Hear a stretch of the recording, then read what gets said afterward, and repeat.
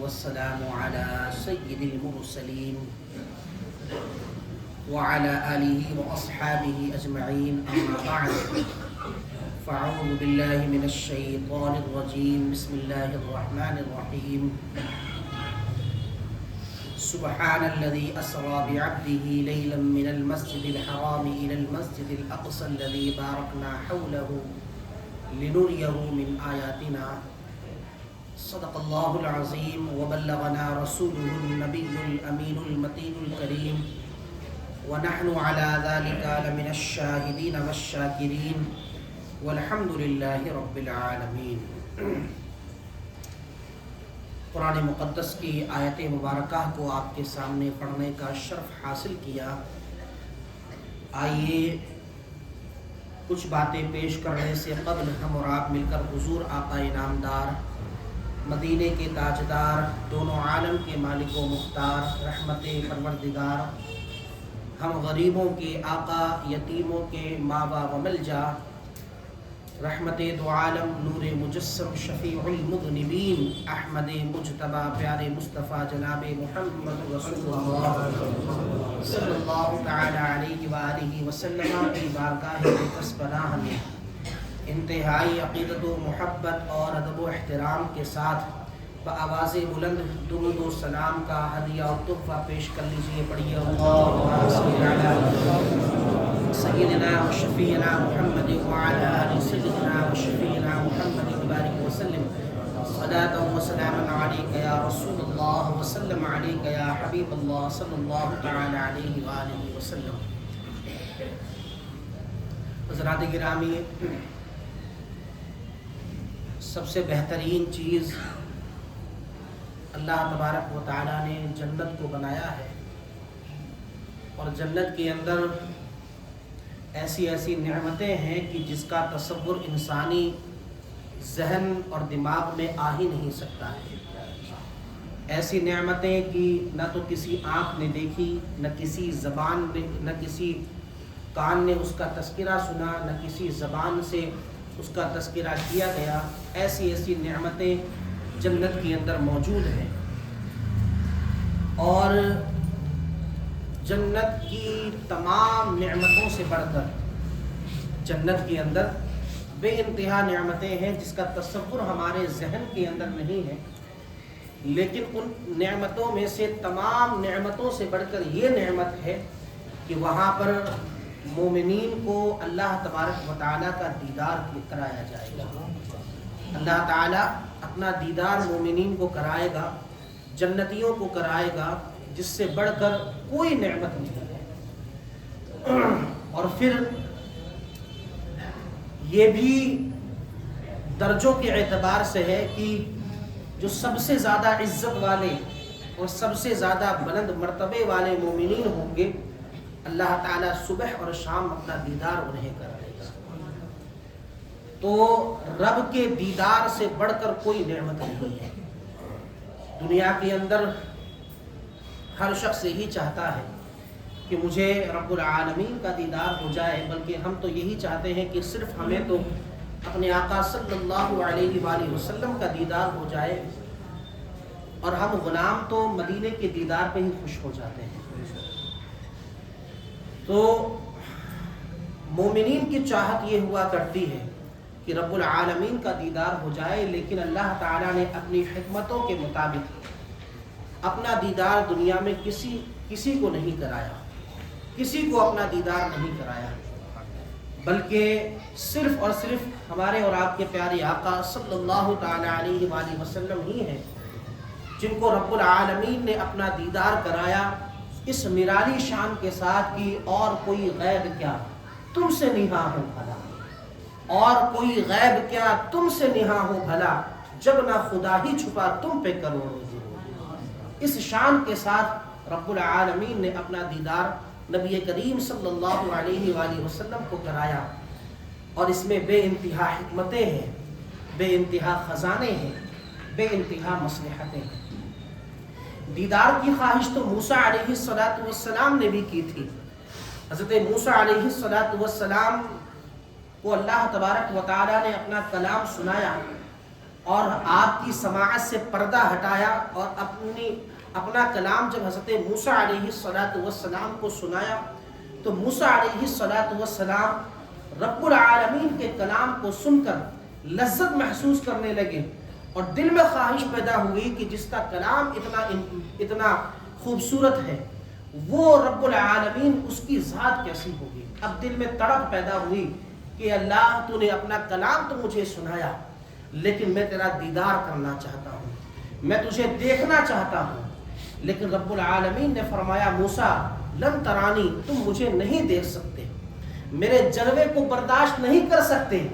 لیکن جب موسیٰ علیہ السلام نے اس دیدار الہی کی خواہش میں اصرار فرمایا کہ نہیں رب العالمین میں تو تیرا دیدار کرنا ہی چاہتا ہوں، اور جبکہ رب فرماتا ہے کہ لن ترانی تم میرا دیدار نہیں کر سکتے، تو اللہ تبارک و تعالیٰ نے اپنے حجابات کے، اپنے نور کے حجاب کے پردوں میں سے ایک پردے کو اٹھایا اور موسیٰ سے فرمایا موسیٰ میں اپنا نور اس طور پہاڑ پر چمکا رہا ہوں، اس طور پہاڑ کی طرف دیکھو۔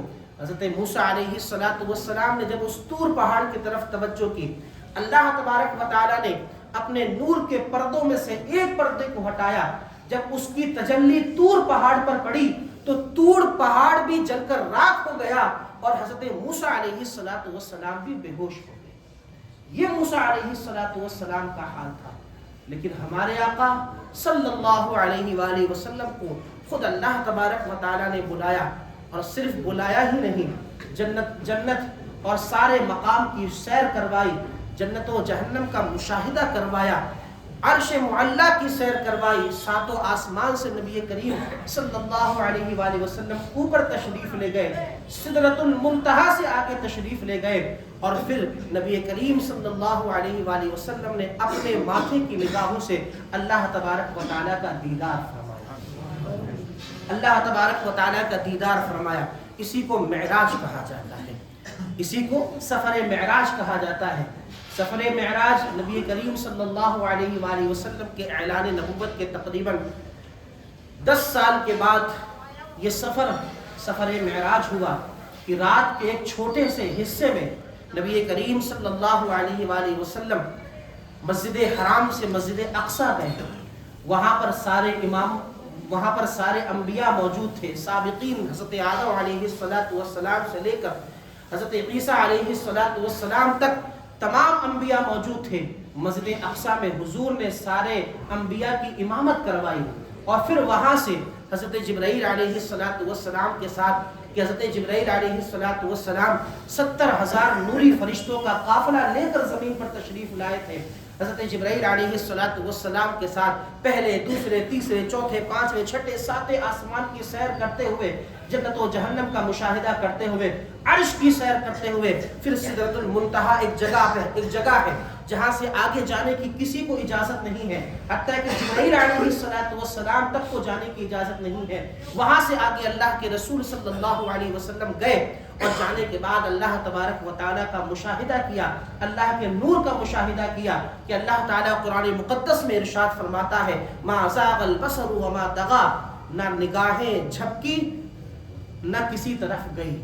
کہ جب اللہ کے رسول صلی اللہ علیہ وسلم نے اللہ کا مشاہدہ کیا، اللہ کا دیدار کیا، تو جس طرح ٹکٹکی باندھ کر دیکھنا کہتے ہیں کہ نہ تو پلکیں جھکی نہ نگاہیں کسی طرف پھری، بلکہ اس جلوے حق کی طرف ہی نگاہیں رہی۔ اس واقعے کو اللہ تعالیٰ نے 27ویں پارے کے سورہ نجم کے اندر بڑی خوبصورتی کے ساتھ ارشاد فرمایا ہے۔ اور یہی سفر معراج وہ ہے کہ جس سفر معراج کو اللہ کے رسول صلی اللہ علیہ وآلہ وسلم نے حاصل کر اللہ کی بارگاہ میں نمایاں مقام حاصل کر لیا۔ سفر معراج اس کے بارے میں روایت ہے کہ رجب کے مہینے میں ہوئی، اور رجب کے مہینے کے اندر ہمارے فقہائے کرام، محدثین کرام فرماتے ہیں کہ 27ویں رجب کی جو شب تھی، اس 27ویں رجب کی شب کو تھوڑے سے عرصے کے اندر نبی کریم صلی اللہ علیہ وسلم دنیا سے جا کر جنت و جہنم اور اللہ تبارک و تعالیٰ کا دیدار کر کے واپس دنیا میں تشریف لے آئے۔ ایک تھوڑے سے عرصے کے اندر، وہ تھوڑا سا عرصہ کتنا تھا؟ وہ تھوڑا سا وقت، اتنا وقت تھا کہ نبی کریم صلی اللہ علیہ وسلم فرماتے ہیں جب میں گیا ام ہانی کے گھر سے تو جس بستر پر میں لیٹا ہوا تھا اس بستر پہ جب میں واپس آیا تو میرے لیٹنے کی وجہ سے جو بستر کے اندر گرمی تھی وہ گرمی بھی باقی رہی اتنے سے وقت کے اندر.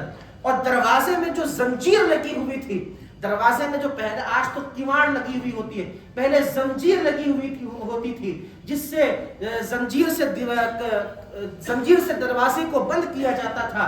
نبی کریم صلی اللہ علیہ وسلم جس حجرے میں تھے, جس کمرے میں تھے, اس کمرے سے جب نکلے تو حضور کے جسم مبارک سے وہ زنجیر جو ہے مس ہو گئی, ٹچ ہو گئی, جس سے وہ زنجیر ہلنے لگی. اور جب حضور نکلے اور نکلنے کے بعد جب واپس آئے تو زنجیر ہلتی رہی. اس تھوڑے سے عرصے کے اندر نبی کریم صلی اللہ علیہ وآلہ وسلم نے سفر معراج فرمایا اور اللہ تبارک و تعالیٰ نے آپ کو اپنا دیدار کروایا. یہ سفر معراج یہ آج 26 تاریخ ہے رجب المرجب کی. آج کا دن گزر کر جو رات آئے گی وہ 27ویں شب ہے. اسی 27ویں شب کو اللہ تبارک و تعالیٰ نے حضور کو سفر معراج کروایا. اب اللہ تبارک و تعالیٰ اپنے بندوں سے بے انتہا محبت فرماتا ہے اور ہر بندہ یہی چاہتا ہے کہ مجھے رب العالمین کا دیدار ہو جائے. لیکن اللہ تبارک و تعالیٰ کئی مصلحتیں ایسی ہیں کہ جس سے اللہ تبارک و تعالیٰ بندوں کو اپنا دیدار نہیں کرواتا. دو اہم مصلحت, ان میں سے سب سے پہلی یہ کہ انسان جو ہے, انسان وہ بشری قدورتیں جو ہوا کرتی ہیں, ہم انسان ہیں, ہمارے اندر کئی ساری بشری گندگیاں پائی جاتی ہیں. ہمارے اندر دنیا کی لالچ, دنیا کی ہوس, دنیا کی محبت, غیبت, چغل خوری اور کئی ساری گندگیاں پائی جاتی ہیں. انہی گندگیوں کی وجہ سے بندے اللہ تبارک و تعالیٰ کا دیدار کرنے سے قاصر ہیں. لیکن جب کل قیامت کے دن دنیا کے اندر تو ہمارے اندر یہ گندگیاں رچی ہوئی ہیں, بسی ہوئی ہیں, اور ہماری اتنی حیثیت اور استطاعت نہیں, ہمارے اندر اتنی طاقت و قوت نہیں کہ ہم رب العالمین کی ذات کا مشاہدہ کر سکے. اس لیے کہ جب موسیٰ نہ کر سکے تو ہم کیسے کر سکتے ہیں, جب موسیٰ نہ کر سکے تو ہم کیسے کر سکتے ہیں. اور اندازہ لگائیے کہ ہمارے آقا صلی اللہ علیہ وسلم کی شان کیا کہ موسیٰ نے اللہ تبارک و تعالیٰ سے درخواست کی, اللہ سے گزارش کی کہ مولا مجھے دیدار کرا, اور وہ دیدار نہ کر سکے. لیکن ہمارے آقا صلی اللہ علیہ وسلم خود اللہ تبارک و تعالیٰ سے گزارش نہیں کی ہے, بلکہ اللہ تبارک و تعالیٰ نے حضرت جبرائیل علیہ السلام سے فرمایا, اے جبرائیل میں تو اپنے محبوب سے ملاقات کرنے کا خواہش مند ہوں.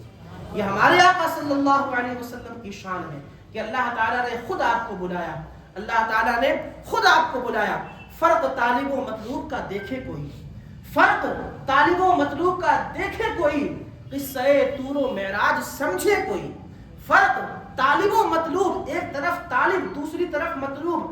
موسیٰ علیہ السلام طالب, اللہ کے رسول صلی اللہ علیہ وسلم مطلوب. موسیٰ نے گزارش کی, اللہ تبارک و تعالیٰ اپنے حبیب کو دیکھنا چاہا. فرق طالب و مطلوب کا دیکھے کوئی, قصہ طور و معراج سمجھے کوئی. کوئی بے ہوش موسیٰ بے ہوش, کوئی بے ہوش جلووں میں گم کوئی. کس کو دیکھا موسیٰ سے پوچھے کوئی. آنکھ والوں کی ہمت پہ لاکھوں سلام, آنکھ والوں کی ہمت پہ لاکھوں سلام, آنکھ والوں کی ہمت پہ لاکھوں سلام. تو ہم انسان جو ہے بشری قدورتوں سے بھرے ہوئے ہیں, ہمارے اندر وہ حیثیت وہ استطاعت نہیں کہ ہم رب العالمین کے جلوے کو دیکھ سکیں.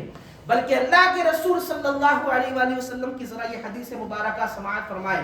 نبی کریم صلی اللہ علیہ وسلم ارشاد ابو موسیٰ اشعری رضی اللہ تعالیٰ روایت کرتے ہیں, نبی کریم صلی اللہ علیہ وآلہ وسلم نے ارشاد فرمایا کہ اللہ تبارک و تعالیٰ نے اپنے جلوے کو نور کے پردوں میں چھپا رکھا ہے. اگر اللہ تبارک و تعالیٰ اپنے جلوے کو نور کے پردوں میں چھپا رکھا ہے, اس نور کے پردے میں سے ایک پردہ اگر اللہ تبارک و تعالیٰ دنیا والوں کی طرف متوجہ فرما دے تو یہ دنیا والی ساری مخلوق جل کر راکھ ہو جائے گی. ایک پردہ اللہ تعالیٰ اپنے حجاب کا ہٹا دے, اپنے نور کا ہٹا دے تو یہ پوری دنیا جو ہے ساری جل کر راکھ ہو جائے گی. اس لیے انسانوں کے اندر یہ طاقت و قوت نہیں. تو ہم انسان گندگیوں سے بھرے ہوئے ہیں, اس لیے ہمارے اندر یہ حیثیت یہ طاقت نہیں کہ ہم رب العالمین کا دیدار کر سکیں. لیکن کل قیامت کے دن جب ہم ساری گندگیوں سے پاک ہو جائیں گے, اللہ تعالیٰ ہمارے حق میں جنت لکھ دے گا، اور جنت کے اندر کوئی گندگی نہیں، کوئی حرص نہیں، کوئی لالچ نہیں، کچھ بھی نہیں، ساری گندگیوں سے پاک اور صاف ہو کر جب ہم جنت کے اندر چلے جائیں گے اور اللہ تعالیٰ جنتیوں کو ایک خاص قسم کی نورانیت سے مشرف فرمائے گا، نورانیت سے منور فرمائے گا، تب جا کر ہمارے اندر وہ قوت آئے گی اور تب جا کر ہم مومنین اللہ تبارک و تعالیٰ کا دیدار کر پائیں گے۔ جبکہ نبی کریم صلی اللہ علیہ وآلہ وسلم بشر تو تھے، انسان تو تھے، ہمارے ہی جیسے انسان تھے، حضور پیدا ہوئے، لیکن اللہ تعالیٰ نے آپ کو نور علی نور بنایا تھا۔ حضور کی اصل نور ہے، حضور کے اندر، حضور بشر تو تھے لیکن جو بشری صفات ہیں، بشری قدورتیں ہیں، حضور کے اندر نہیں تھی، حضور کے اندر نہیں تھی، بلکہ حضور تو نور سے بھرپور تھے، نور سے منور تھے، اس لیے حضور جو ہے تمام بشری قدورتوں سے پاک صاف تھے۔ اس لیے اس دنیا میں رہ کر اللہ کے رسول صلی اللہ علیہ وآلہ وسلم نے اللہ کا دیدار فرما لیا، اللہ کا دیدار فرمان۔ اللہ کے رسول صلی اللہ علیہ وسلم کو خود دعائیں کرتے ہوئے دیکھا گیا۔ صحابہ کرام فرماتے ہیں ہم نے حضور کو دعا کرتے ہوئے دیکھا، حضور سجدے میں دعا کرتے تھے، اے اللہ مجھے نور والا بنا دے، میرے دائیں طرف کو نور والا کر دے، میرے بائیں طرف کو نور والا کر دے، میرے آگے نور کر دے اور مجھے بے مثل نور عطا فرما۔ حضور نور تھے، حضور ہماری طرح بشر، ظاہری بشر تو تھے لیکن حضور کی اصلیت نور تھی، اسی وجہ سے نبی کریم صلی اللہ علیہ وآلہ وسلم نے اللہ کا دیدار فرما لیا تھا۔ دوسری بات، یہ دنیا فانی ہے، فنا ہونے والی ہے، اور اس فانی دنیا کے اندر اللہ عز و جل کا دیدار، اللہ عز و جل باقی ہے، ہمیشہ سے ہے، ہمیشہ رہے گا۔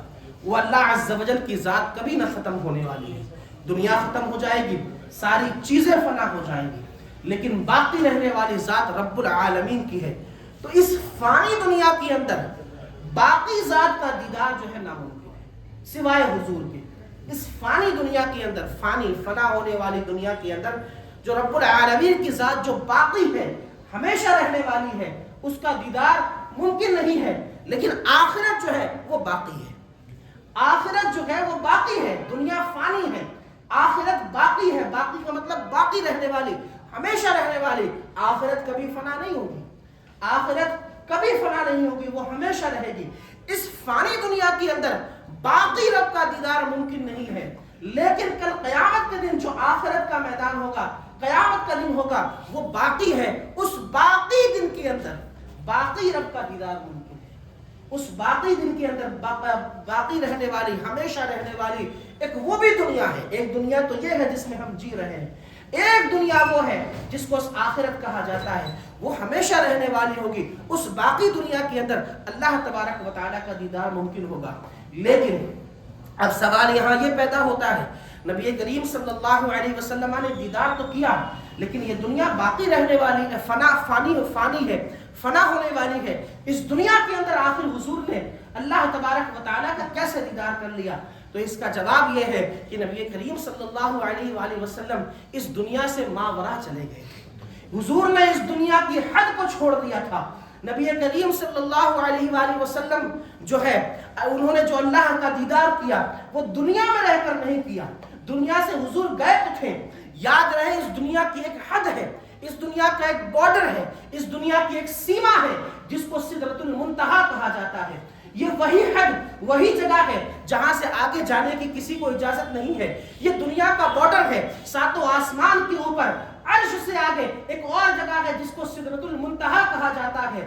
یہی تک ہر ایک کی رسائی ہے، حتیٰ کہ حضرت جبرائیل علیہ السلام جو دنیا سے لے کر ساتوں آسمان، جنت و جہنم، برزخ، ہر جگہ حضور کے ساتھ تھے، لیکن جب سدرۃ المنتہا تک پہنچے تو سدرۃ المنتہا پہنچنے کے بعد حضرت جبرائیل نے حضور سے ارشاد فرمایا، اے محبوب صلی اللہ علیہ وسلم، اب اس سے آگے جانے کی مجھے اجازت نہیں ہے، یہی ہماری حد ہے، یہی ہماری سیما ہے۔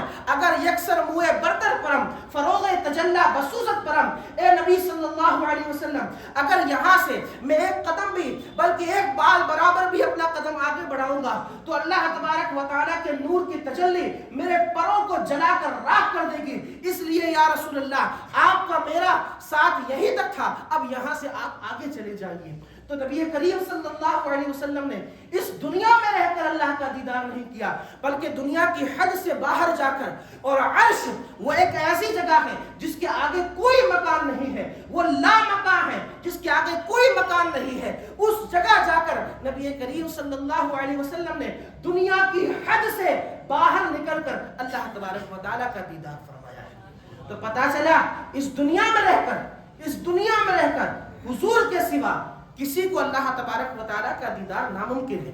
یہ میں اس دیدار کی بات کر رہا ہوں جو سر کی آنکھوں سے کیا جاتا ہے، ورنہ ہمارے علماء کرام تو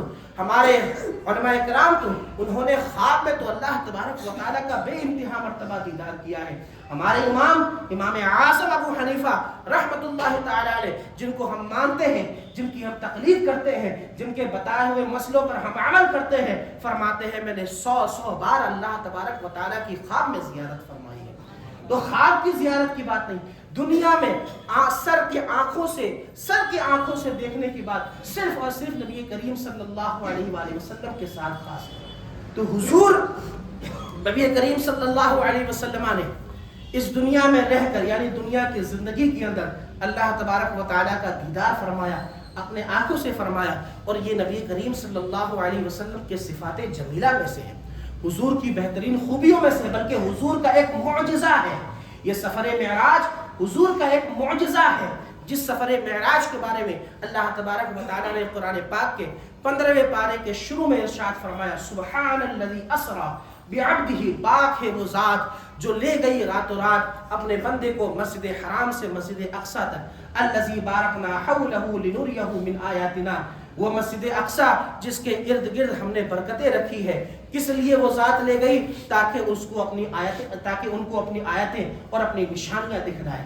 تو نبی کریم صلی اللہ علیہ وآلہ وسلم کا سفر معراج مسجد حرام یعنی مکے سے شروع ہو کر ہجرت سے تقریباً 3 سال پہلے نبی کریم صلی اللہ علیہ وآلہ وسلم جو ہے سفر معراج پر تشریف لے گئے، اور پھر جب آپ نے اس روئے زمین پر آ کر واپس صبح ہوئی، اور صبح آ کر آپ نے بتایا کہ میں رات سفر معراج پر تشریف لے گیا تھا، اللہ کا دیدار میں نے کیا، مسجد حرام سے مسجد اقصی گیا، 7 آسمان کی سیر کری، تو تمام کفار و مشرکین نے نبی کریم صلی اللہ علیہ وآلہ وسلم کو جھٹلانا شروع کر دیا کہ ایسا کیسے ممکن ہو سکتا ہے کہ ایک چھوٹے سے عرصے کے اندر حضور مسجد حرام سے مسجد اقصی جا کر، یعنی مکہ سے فلسطین جا کر، اور پھر 7 آسمان کی سیر کر کے واپس تشریف لے آئے، تو ایسا کیسے ممکن ہو سکتا ہے؟ جبکہ یہ بات ہمارے ذہن میں ہمیشہ رہنی چاہیے، ان اللہ علی کل شیء قدیر، بے شک اللہ رب ہر چیز پر قادر ہے، اللہ رب العزت ہر چیز پر قادر ہے۔ حضور نہیں گئے بلکہ اللہ نے بلایا، جس ذات نے بلایا ہے اس ذات نے اس دنیا کو بنایا، وہ ذات جو چاہے کر سکتی ہے۔ تو الحمدللہ یہ حضور کے خصائص اور فضائل میں سے ہے۔ آنے والی شب جو آج رات جو آئے گی، اسی رات کے اندر جو 27ویں شب ہے، اسی شب کے اندر اللہ کے رسول صلی اللہ علیہ وآلہ وسلم کو سفر معراج نصیب ہوا۔ تو اس رات کو کوئی ہلکی رات نہ سمجھے، بلکہ بہت مبارک رات ہے۔ ہمارے علماء، ہمارے صلحاء، ہمارے اکابر اس رات کی بڑی قدر و منزلت کرتے ہوئے آئے ہیں، اور اس رات کے اندر عبادت کرتے ہوئے آئے ہیں، اور اگلے دن کا روزہ رکھتے ہوئے آئے ہیں۔ یہ احادیث صحیحہ سے بھی ثابت ہے۔ اللہ کے رسول صلی اللہ علیہ وآلہ وسلم نے ارشاد فرمایا، جو شخص 27ویں شب کو عبادت کرے گا، اللہ تعالیٰ اسے 100 سال کی عبادت کا ثواب عطا فرمائے گا۔ نبی کریم صلی اللہ علیہ وآلہ وسلم اور پھر آپ کے بعد جو صحابہ تھے، ان کا معمول یہی تھا کہ وہ اس رات میں عبادت کرتے اور اگلے دن کا روزہ رکھتے۔ اس اگلے دن کے روزے کی فضیلت کے بارے میں حدیث پاک میں آتا ہے، اللہ کے رسول صلی اللہ علیہ وآلہ وسلم نے ارشاد فرمایا، جو شخص 27ویں رجب کا روزہ رکھے گا، اللہ تعالیٰ اسے 60 مہینوں کے روزے کا ثواب عطا فرمائے گا۔ 27ویں رجب یہ وہ دن ہے جس دن نبی کریم صلی اللہ علیہ وآلہ وسلم پر سب سے پہلی وحی نازل ہوئی تھی۔ سب سے پہلی وحی حضور پر 27ویں رجب کو نازل ہوئی تھی۔ تو نبی کریم صلی اللہ علیہ وآلہ وسلم نے اس روزے کی فضیلت بتلائی ہے۔ اس رات کے اندر عبادت کی جائے، آپ خوب عبادت کریں، بڑی لمبی رات ہے، اس رات کے اندر عبادت کریں، نوافل نماز پڑھیں، اپنی قضا نماز پڑھیں، قرآن پاک کی تلاوت وغیرہ کریں۔ احیاء العلوم امام غزالی رحمۃ اللہ تعالی علیہ کی ایک بہت مشہور کتاب ہے. اس کتاب کے اندر ایک حدیث پاک نقل کی جاتی ہے کہ اللہ کے رسول صلی اللہ علیہ وآلہ وسلم نے ارشاد فرمایا جو شخص 27ویں شب کو 12 رکعت نماز نفل ایک سلام سے پڑھے، ایک سلام سے 12 رکعت نماز نفل پڑھے اور اس کے بعد 100 مرتبہ سبحان اللہ والحمد للہ ولا الہ الا اللہ واللہ اکبر یہ پڑھے اور 100 مرتبہ استغفر اللہ ربی من کل ذنب واتوب الیہ پڑھے اور 100 مرتبہ درود پاک پڑھے اور اس کے بعد جو دعا چاہے مانگے بشرطے کہ کوئی گناہ کی دعا نہ مانگے، بشرطے کہ کوئی گناہ کی دعا نہ مانگے تو اللہ تبارک و تعالیٰ اس کی ہر دعا کو قبول فرما لے گا. تو اگر اس رات آپ عبادت کر رہے ہیں تو یہ نماز جو ہے 12 رکعت ضرور بھی ضرور پڑھیں اور اگلے دن کا روزہ رکھیں. انشاءاللہ تبارک و تعالیٰ خوب سارا ثواب اور خوب سارا فائدہ حاصل ہوگا. اللہ تعالیٰ ہم سب کو عمل کی توفیق عطا فرمائے. ایک اعلان اور سماعت فرما لیجئے کہ انشاءاللہ تبارک و تعالیٰ کل بروز سنیچر بعد نماز عشاء 17 جنوری بعد نماز عشاء انشاءاللہ تبارک و تعالیٰ کروڑوں حنفیوں کے امام اعظم ابو حنیفہ رحمۃ اللہ تعالی علیہ کی یاد کے اندر محلہ سرائے والان کی جانب سے نواب کے چوراہے پر ایک عظیم الشان کانفرنس بنام امام اعظم کانفرنس کا انعقاد کیا جائے گا، جس میں خصوصی طور سے حضرت علامہ مولانا مفتی نثار احمد صاحب قبلہ مصباحی امبیڈکر نگر یو پی سے، حضرت علامہ مولانا مفتی خالد ایوب صاحب قبلہ تشریف لائیں گے اور دیگر علماء کرام کا بھی بیان ہوگا. لہٰذا آپ تمامی حضرات سے گزارش ہے کہ کل بعد نماز عشاء جو ہے اس پروگرام کے اندر ضرور بھی ضرور شرکت فرمائے. اللہ تبارک و تعالی ہم سب کو کہنے سننے سے زیادہ عمل کرنے کی توفیق عطا فرمائے. استغفر اللہ ربی من کل ذنب واتوب الیہ.